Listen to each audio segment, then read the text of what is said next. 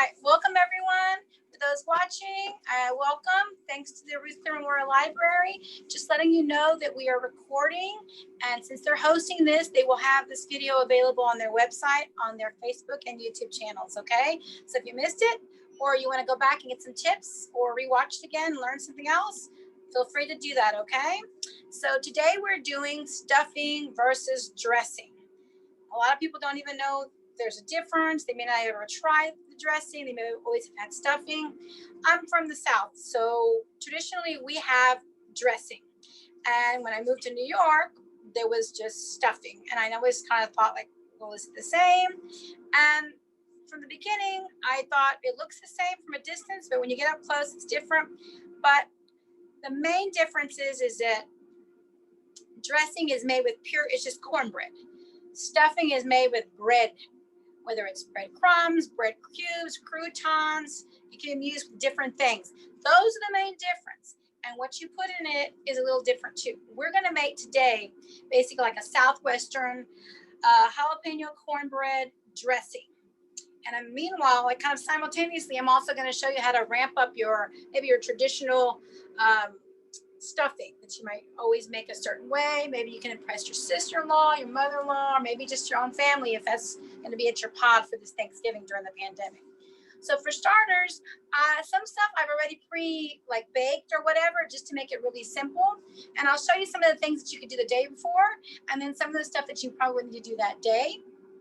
I'm also going to show you in my recipe for basically the stuffing is using like fresh ciabatta bread and how to make it dry or like a crouton, as opposed to buying like maybe the pre-bought packages of dried bread cubes or whatever. And there's nothing wrong with that, the Pepperidge Farm ones or whatever. But if I had to skimp on time, like, is it time consuming? Yes. Is it worth it? Oh, definitely. But I would skimp on buying cut vegetables first before I would skimp on the bread. So we're going to start off by me showing you how I get the bread nice and dry, or kind of like a crouton. And I think I've showed you how to make the croutons before, but I'm going to show you again. I make it in batches in the air fryer, but you could use your oven. This is just plain ciabatta bread. The older, the better, honestly. And I've already done other batches, but I'm just going to do one small batch and show you how it's done. So I have my ciabatta bread. I have my air fryer on right here. It's on 400 degrees, and I just have it on, ready to go. I'm going to take my ciabatta bread, and you can use different breads. And you want about the width of a finger, okay? So that's that. You don't want it too thick because it's going to go into your basically, I call it like a casserole, but because you're dressing, and you don't want the chunks to be too big. So I'm cutting it. And just a quick hint, because during the holidays, everybody's trying to save time. If you buy your loaf from, like, let's say Whole Foods, and you're at the bakery, they have a slicer, and you just show them what you want to purchase at Whole Foods, and you go up to the bakery counter and you ask them if they could slice it for you. They have a machine that'll slice it, and that'll save you some time. So when you get home, all you got to do is take your slices. I do mine like in half, and don't worry about it falling apart. It's okay. Nothing pretty about it. It's kind of rustic. All right. So we cut our cube. We're going to throw that into a bowl. It doesn't have to be stainless steel. It can be glass. In this particular instance, it doesn't really matter. Cut down the middle again. And I have gloves on today because I'm going to be working with jalapenos in a little while. So I just thought I'd go ahead and put them on. So cut our cubes. Add into the bowl. One last little piece while we'll use it. I don't like to waste. Some stores at this time of year, they also sell bread already like this, cut up in cubes. You can skimp on time with that. That's okay. I know it's hard. So I'm going to take my bread. I'm going to put a little olive oil. Just do a little drizzle. 1, 2. I'm going to stir it around with my hand. I might need a little more, I can tell. You don't want to saturate. You're just lightly coating it so that it crisps up in the air fryer. Okay, I'm going to put just a pinch of salt, flavor it. And then I have just basically some dried Italian herbs. The recipe calls for some fresh ones, but I got to tell you the truth, my daughter prefers the dried ones, and she likes the Italian ones. So we're going to use that. All right, it's not going to be that long in the air fryer, like 3 minutes. So I wouldn't necessarily leave this in a long time because it'll burn the the croutons, it'll also burn the herbs. So you want to make sure it's not in there too long. And we can always add more herbs at the end when we do our stuffing. Gonna pop them right in the air fryer. Put it back on and put a timer for 3 minutes. And 3 minutes. What time is it now? Okay. Keep track of that. Sometimes it doesn't work. Okay, we're taking that away. We're taking this away. And I need this over here. Okay. So we have our bread going, our croutons. Now, I'm going to be making both of them kind of at the same time because the first step or so is pretty much the same thing for both stuffing and dressing. So I have 2 saute pans on. I'm going to put them on medium, both of them. So you may have decided just to make one of these. So you, as I'm doing it, this side is the dressing. This side is the stuffing, okay? So you have your vegetables. You're going to take your, I'm making a half recipe amount because I have a very small family, but that full size recipe is good for like Thanksgiving Day. So I'm going to take butter, I'm going to put it in, put the other one over here. The same process for 2 of them. Oh, you can do it. Okay. The butter in there is going to start melting. And what we're going to do is we're going to kind of like sweat or saute our vegetables a little bit. Not brown them, just soften them up. And I've been in a pinch where I've cooked many places where sometimes I only had 1 or 2 burners and I had other things going on. I'd even cook my vegetables in the microwave. I put them in a glass bowl, I put my butter, put plastic wrap, and I just put them in there for 2 minutes. So if you're really in a crunch, you could do that too. You just want to soften them up, okay? So I have my celery that I peeled and I diced up. I'm gonna put that in here. Same thing, this one calls for celery. Now, let's talk about the difference. In the South, they have what they call like mirepoix, but for in New Orleans,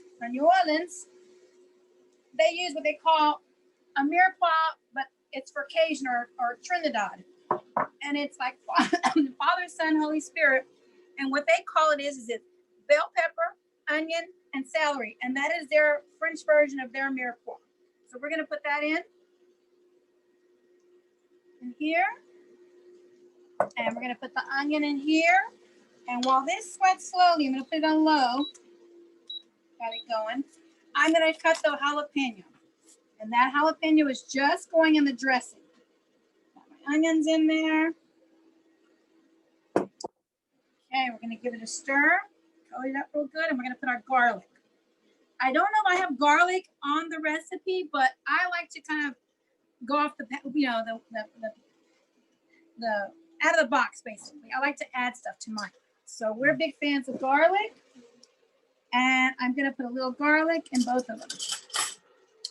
Again, if I have to skimp on time, I would rather skimp on my vegetables and use squeezed garlic or pre-cut or frozen onion or celery or bell pepper. All right, here's our croutons. Let the oven do the work for you. If you don't have an air fryer, put it in a pan in a 400-degree oven. It's nice and crispy on this side. Hear that? Crunch. Perfect. They're not going to hear anything of the bread. I know it's hard with the thing, the air. I'm going to pour them out here and cool them for just a little bit. And the other batches I've done already. So, there. Like that. So I'm going to let those cool a little bit. And come out nice and crispy so they can absorb all. Oh, they smell so good. It's going to absorb all the flavors that we're putting in here. All right, let's go back here. I'm stirring our garlic. I'm going to put a pinch of salt in this to help with the sweating process. What we're trying to do is get all the flavors to come out of the vegetables so that when we put them in the cornbread or the cubed up, croutons, it just goes right into that and absorbs in it the flavor. Okay. So I'm going to put a pinch of salt over here. I'm going to put it on medium low, and start.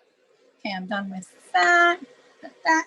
And while we do that, I'm going to work on the jalapeno. Now, I've showed you how to cut a jalapeno before. Now, some families like it hot, some not. We are like middle of the road. So if you like, your family likes to kick it up a notch, feel free to put the seeds in. It may be too much. I like to be able to taste all the flavors in my jalapeno dressing. So I'm going to remove the ribs and the seeds and just put the outer realms of the jalapeno. And it's going to add some little bit of heat and some flavor, but it's not going to be overpowered. But if you like heat, feel free to throw in the seeds and the ribs, okay? So I took the end off of it. I'm going to try to go as close as I can to the outer section. See how I did that? Have a little bit of a rib here, but I'm going to remove that in just a minute. If you like a little heat more than a little bit, then you can leave the rib and take out the seeds, okay? So there.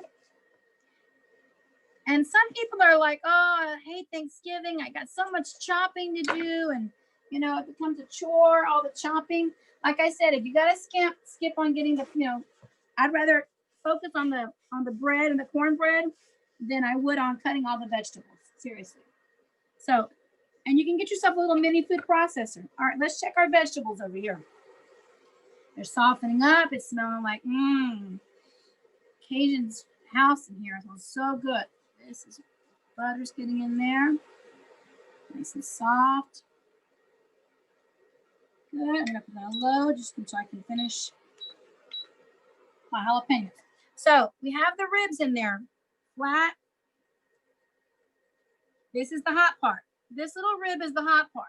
Again, if you want a little heat, chop it up and put it in there. I know my daughter's going to be like, no, it's hot, so I'm not going to put that in there. Back home in Texas, we throw everything in there. It's just good and hot, delicious. I like to have a little bit more flavor profile of what I'm eating, and I want to be able to taste the bell pepper and the sweetness of the cornbread. Okay. All right, let's get rid of that hot stuff.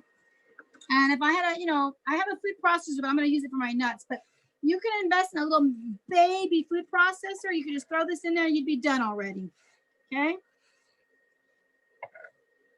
I keep mine out on the counter, my baby food processor, all the time because I use it.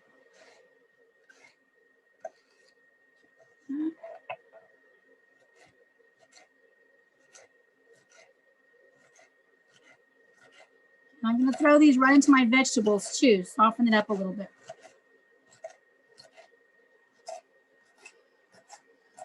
Now, sometimes in Texas, I add mushrooms to mine, my veggie mix. But I got to tell you that if you do that, you got to make sure you saute them really good and there's really pretty much no liquid, because you don't want to add any more liquid to this, I would call the grandfather of all casseroles. And, because the liquid that you want to add to is going to be your soup and your chicken stock. Okay, so we got that going. I'm going to turn up the heat to medium low there, and get that going a little more. And then I have my boiled eggs.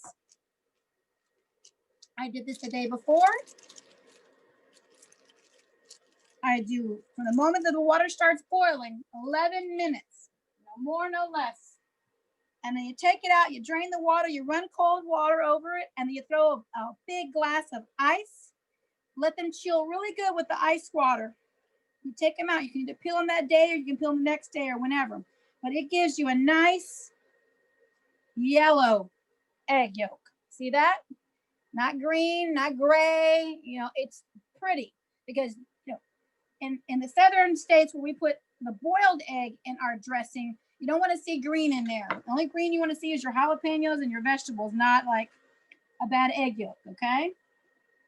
All right, so my veggies over here are doing really good.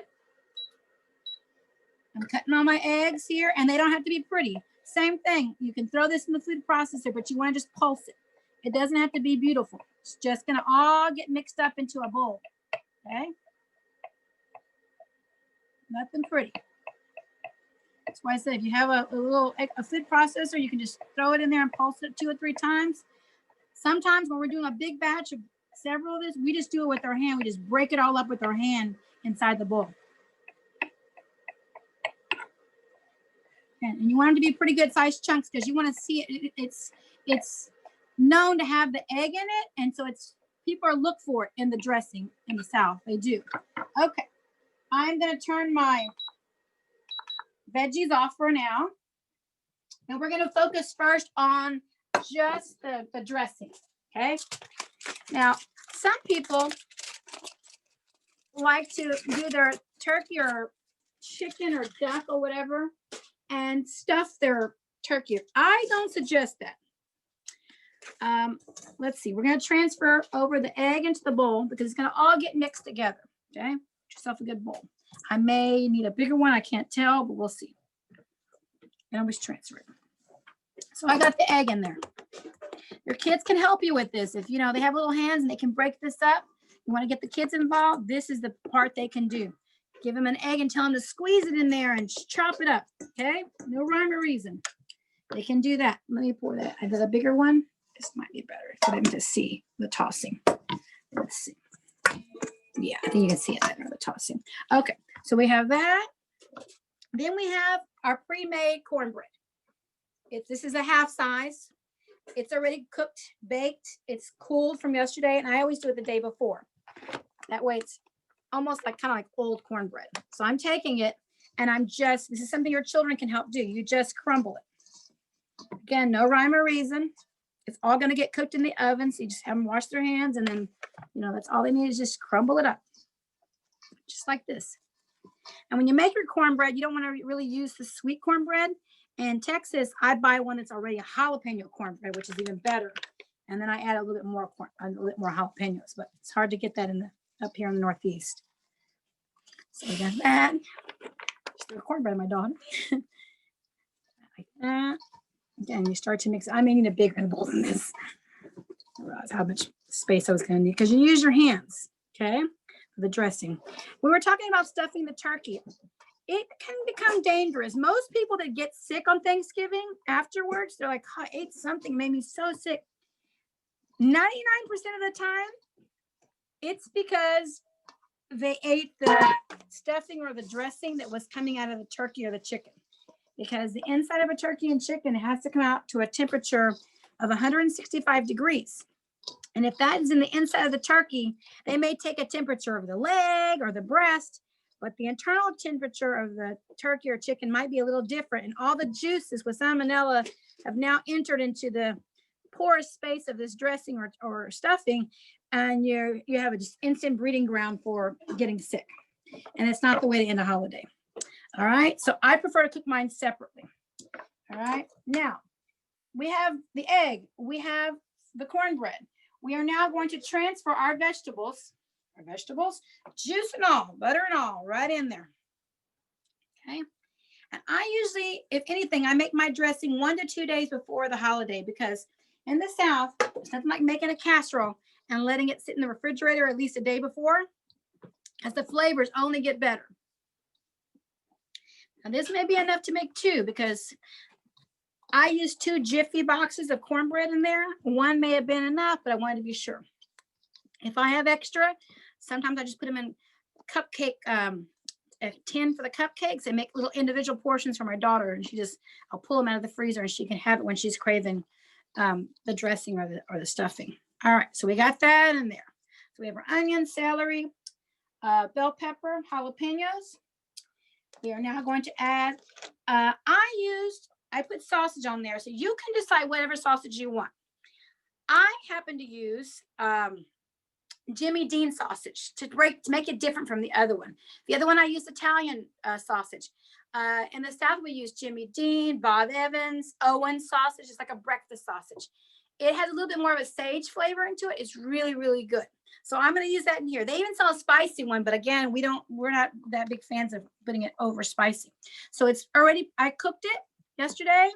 I left the oil in it. If it had a little bit of the oil, the drippings, it makes the dressing really good. Okay, I'm going to put some more in there. I did about 8 ounces. I put a little extra because my daughter really likes the sausage. And you just mix it all up. Okay, and your cornbread's going to start to feel a little bit more wet, and that's okay because it means all the flavors from the vegetables and all the flavors from the sausage are all getting mixed in. Okay, so we have that in there. Now, the pan that I baked the cornbread in, I'm going to respray it, and it's going to go back in there when I'm finished. Okay, so that's why I use that same pan. Now we're going to go with our spices. I like to make it a little more Southwestern. It says to use poultry spice. I like to make it a little more Southwestern. So I find like a Southwestern seasoning, a fajita seasoning, barbecue, a little bit of that. And so I put and this, I have half the amount. So I have 1/8 of a teaspoon in there. I'm going to pour that in there. I'm going to, instead of adding black pepper, I'm going to add a chili powder.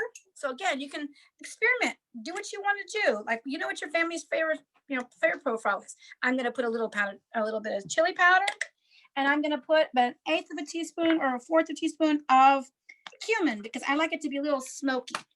Okay. So that in there goes. Now I'm not adding salt right now because there's nothing raw in here that I can't taste. So after I'm done, I will actually taste this one as opposed to it already having raw egg like the stuffing. So you can actually taste this because everything in here is cooked. And then you can decide if your seasoning is just right or you want to add a little bit more.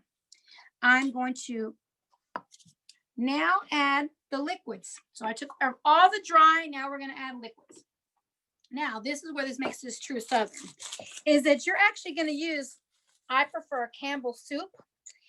And you get it from the can. It's condensed. Usually you add water. In this case, you're not. And you're going to take the can and you're going to like put it in here. I say chicken, but I like to use half cream of celery and half cream of chicken. If you want to make it vegetarian and not put the sausage in here, I would go with the cream of celery. It's hard to find. That's why I didn't put it in the recipe, but I was able to find it. Okay. So I'm going to put a little bit of this. It's kind of your binder. And I'm going to mix it around a little bit. Okay. There you go. Again, this is something really easy that children can help make because, I mean, they can't mess it up. They're just stirring and making a big, basically a mud puddle. Okay. So nothing they're going to mess it up. All right. I'm going to put some more in there. Put it all in there.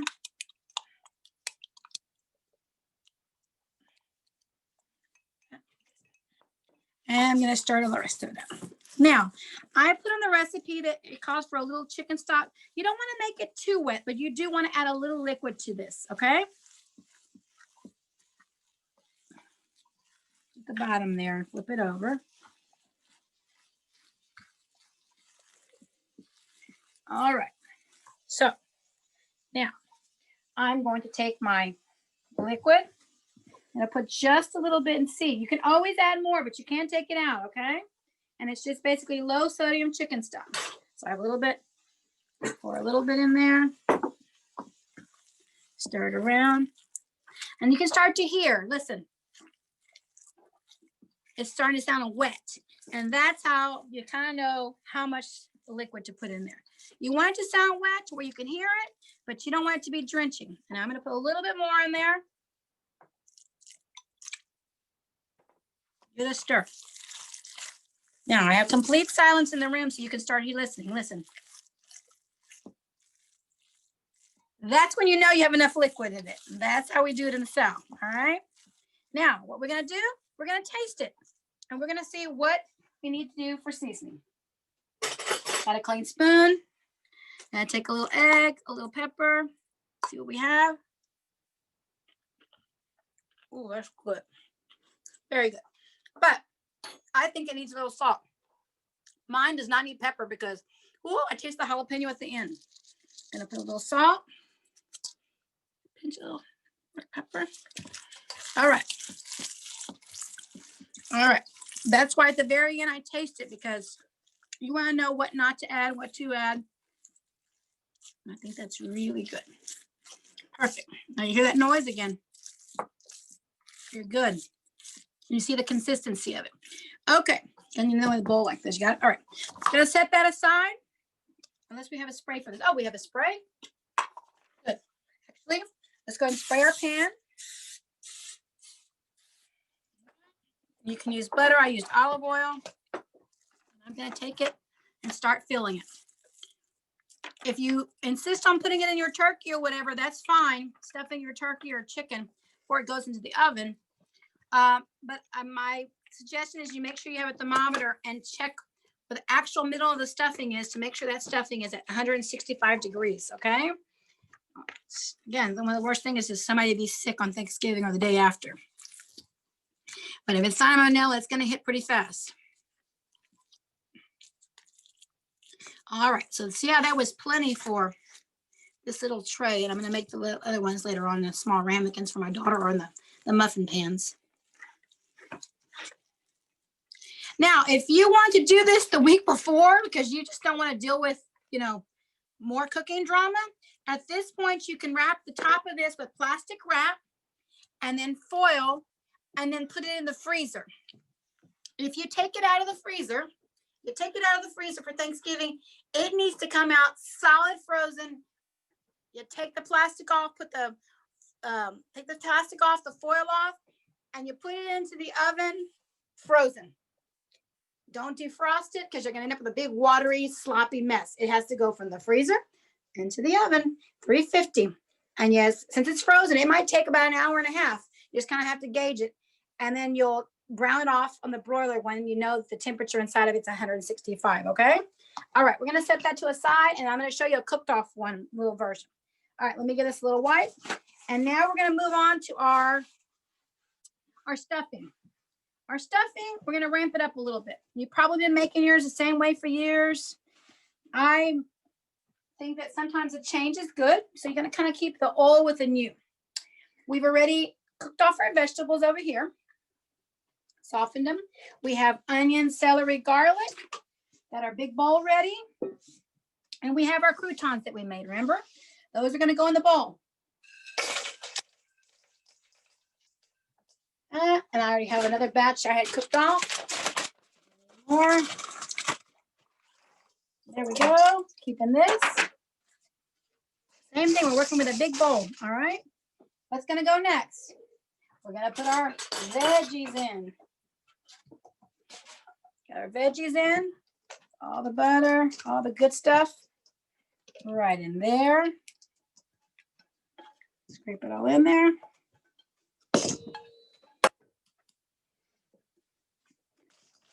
That. Good. Easy peasy. This is something the kids can do with one or two spatulas like this. That. And with this one, I use the Italian sausage to change it up a little bit. Because it has fennel in it, or fennel seeds, it does really well with, later on, I'm going to put some cranberries. I'm going to put some candied pecans. I'm going to put some orange zest. Change it up a little bit, okay? So we have the sausage.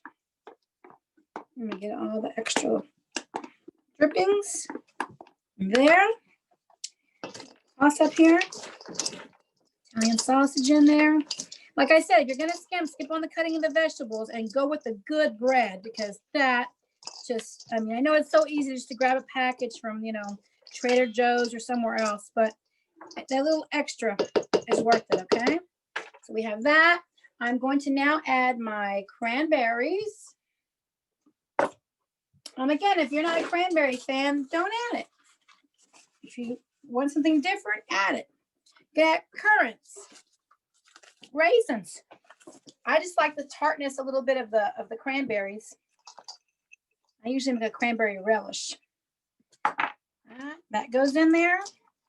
And now we're going to talk about zesting. I'm going to zest an orange, and you don't need a lot of it. You just need a little bit. This is the microblade. This is my navel orange, which I like most the zest from. It's been washed and dried, okay? You want to lightly go across if you're going to do zesting, whether it's a lemon, orange, lime. You don't want to hit to the white. Then you're going to hit bitter. If you just come across and take a little bit of the outer orange, and you can see in there, can you see that? It holds it for you. And you pop it in here. And depending on how orangey you want it, it's pretty fragrant. You can kind of tell. Recipes that call for zesting it is kind of like to taste. So I would say half the orange. Just kind of keep going around it. When you see the white, you don't want to go that far because it becomes bitter then, and that'll ruin your whole. I think that's good. All right. So we now have about a half of the orange zested. That's a navel orange. We got that in there.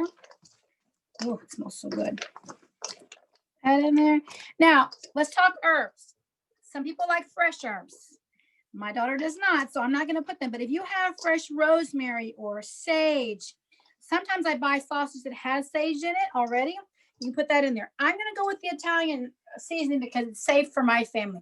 But it's up to you to put what you want. And I'm just going to sprinkle some in. And I'm going to make it the way she likes it or whoever likes it in my house because I don't like to waste food. So I just put a little bit in there. Excuse me. At this point, there's nothing in here that can contaminate or make you sick. So what are we going to do? We're going to taste and see if our seasoning is just right. So getting the spoon here, and we're going to taste. We're going to try to take a little piece of bread, the cranberry, you know, little veggies if you can get it in your mouth. Let's see here, and you taste. You can taste that essence of orange. It's good. The cranberry. I'm going to put another pinch of salt, a little bit of black pepper, and that's good like that. I'm going to put a touch more seasoning of herbs, just a little bit. Perfect. Okay, so now we have that. Now, let's work on nuts. Let's talk about nuts. This is going to be baked in the oven at 350. So you have a less chance of your nuts burning, okay? So don't be afraid to put them in there. If you go above, anything cooking above 400, it can happen fast. So since this is 350, I have no problem putting in the nuts ahead of time. Now, I'm from the South, so I love pecans, however you want to say it. And I buy these candied ones. And sometimes if I have time, I make them, okay? They're delicious. They're a bit big. They sell them at Trader Joe's, by the way. I like to use my food processor just to pulse it a little bit. Okay? Again, whatever makes it easy for you, it's okay. They usually have these on sale on Black Fridays for like $5 to $10. So that's the time to pick up one of these. Okay?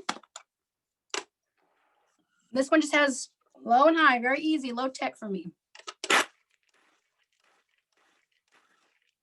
About 5 times to check it. A little more. You just pulse it. Check it. A little more. And that should be it. Okay. Stir it. And we're going to put our nuts in. Easy. All right. Now we have that in there. So good. All right. So now, if you want a vegetarian option, don't put the sausage in there. And then if you need a binder and you're not going to put the egg in it, then other option could be cream of celery soup. A little bit of that as a binder. You could also do a little bit of pureed butternut squash. In our case, we're going to use old-fashioned egg, okay? This is 1 egg. It's already been beaten, but I'm going to give it another little stir. I'm going to put our egg in.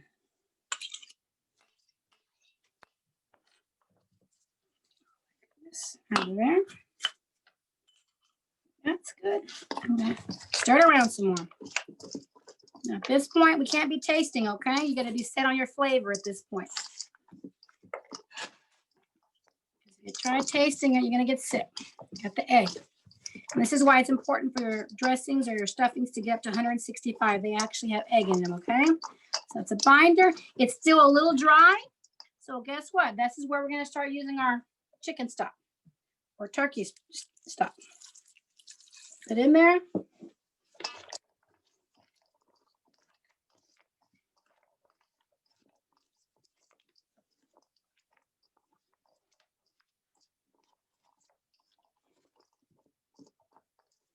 Still feel the bread not like completely mushy. That's okay. You don't want it to get too gushy, but you want it to have a little texture to the bread, not like soggy mess, okay? Because I don't like it like that. And some of it's starting to collect at the bottom. Can you see that? See how the liquid's collecting at the bottom? So that means that's enough, because if it's not absorbing it, that means you're done. If you put too much, it's just gonna pool on the bottom. That's a little bit, that's not too bad. It's still absorbing it. So that's when you stop. And that's enough, okay? Now, I've already sprayed this earlier.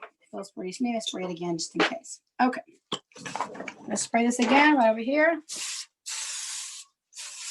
All right, and we're gonna fill it. I mean, some other things you can put. Some in the South, they put oysters, they put bacon. I mean, you know, whatever your family likes, it's what you can do, you know. You customize it, make it a little different. And, you know, if you make it different every year, it gives your family something to look forward to, you know. How's she going to make it this year? How's he going to make it this year, you know? Or,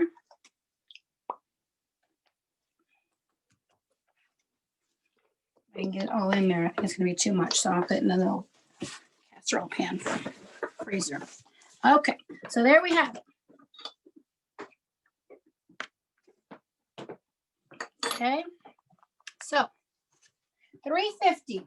If it's not frozen, you're gonna put it in for probably 35 to 40 minutes, because it's thick, but it's not too thick, okay? And you're gonna check your temperature. Center 165 on both of these. Even though this doesn't have raw egg in it, you still want to make sure it's 165. If you put it in the turkey, it definitely, I would say, go way past 165, maybe like 175, just to be certain. If you're going to cook it like this, take a look here. This is our dressing. I made a small one here for a sample. All right. I had it in the oven for, this was like about 30 minutes, 20 to 30 minutes. Then I took it out, moved the rack up, and put the broiler on for about 4 minutes. Okay. Just to brown up my top. And you see how it's not gushy? It's firm. It's not, no, it's firm, all right? And if it's in a big casserole dish, everybody comes and you serve it on your plate like that, and you can put gravy, you can put your relish on it, or, you know, cranberry relish. Then we have over here, we have the stuffing. Again, there's not liquid, swimming in liquid. It's not, it's just moist. Look. See, it's got moist, but it's not so soggy that it's just dripping, all right? I want you to know that.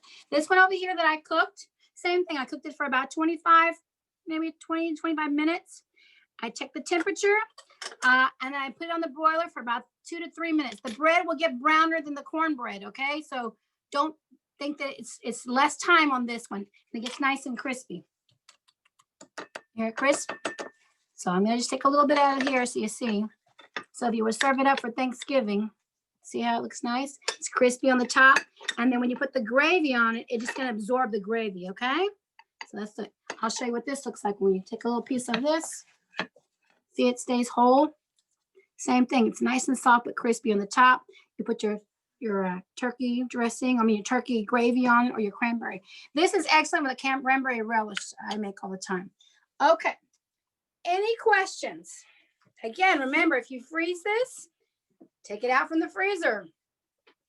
Make sure you take everything off the top of it. It has to go from the freezer to the 350-degree oven. Don't defrost it. Think you're going to do yourself a favor. It will be a total waste of time. You're going to have a disaster. And I don't want that to happen. I have a question.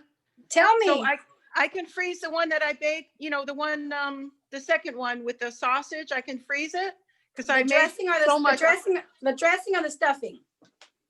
The stuffing. The stuffing, yes. Put clear wrap on it first, because you want to make sure it's less ice crystals on as possible. Make sure it's flat and tight. Then you put foil, and then you can put it in the freezer. And make sure it's cool. You know, I don't know if you just cooked it right now. So make sure it's completely cool. In other words, I'm not going to cook. I don't cook it, right? I cook it that day because the sausage is cooked. Yes, you're good. And the egg is raw in there. But if you just cooked it, it's a little warm right now. Let it cool completely. Then wrap it and put it in the freezer. And write down on the foil with a marker, 350. I would say it's frozen. You're going to need at least an hour and a half. Uncovered. Okay. I got to divide it up. It kind of like got big. It grew. It grew, right? Yeah. And the other thing is, what about this for stuffing next time? Because I bought all these fresh spices and I think they're all going to get ruined anyway, like the rosemary. I never cooked with rosemary before, and it was like a stalk. And I think I have like some chewy pieces in there. is that So, spices in a bag? yeah, this is Provence. Okay, but they're all got spice. Are they dried spices? Yes. Okay, so you can use that if you think they're too big and you have a mini food processor, like I just showed you. You can grind them up in there if you want them to small pieces instead of chopping and chopping and chopping. Right, yeah. You know what I'm saying? Or just use Italian seasoning if you have Italian seasoning like I did. That's the problem, is that when I use the fresh ones, my daughter usually doesn't want to feel like there's pieces of wood or rosemary.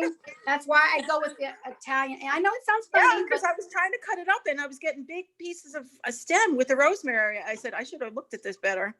Yeah. So worst case scenario, if you want to give up on that and go with the Italian seasoning, it's okay. Trust me, I'm here about shortcuts. And it tastes, believe me, I wouldn't tell you if it tasted, you can get away with it. It'll be fine. It tastes delicious. So I would go with that. And the other stuff, you have to either take it off, all the wood off the rosemary, and then put it in the food processor. And sometimes it turns black when you go with the fresh. So that's another reason why I'm like, with this particular recipe, I don't want to have like big black pieces of herb in it. And it's a turn off for my daughter. Like, no. Yeah, so, sure. And she used the Italian seasoning. So that's a good question. Anybody else? Yeah. You know, they have a lot of these seasonings in the store that are like not allspice, but it's like, you know, they're like a seasoning thing. Like it's just a pack, you know, like a dried seasoning thing, with more than one spice in it. Can you recommend any of them? Like one of them, I think, was Bell and Evan. I don't know what it was. Yes, Bell and Evans is the poultry spice. And you can use that. Just remember, it's very potent. So you taste a little bit with your finger first, because it's very concentrated. So sometimes you think that you need like a lot of it. No, put in, taste, put in and taste.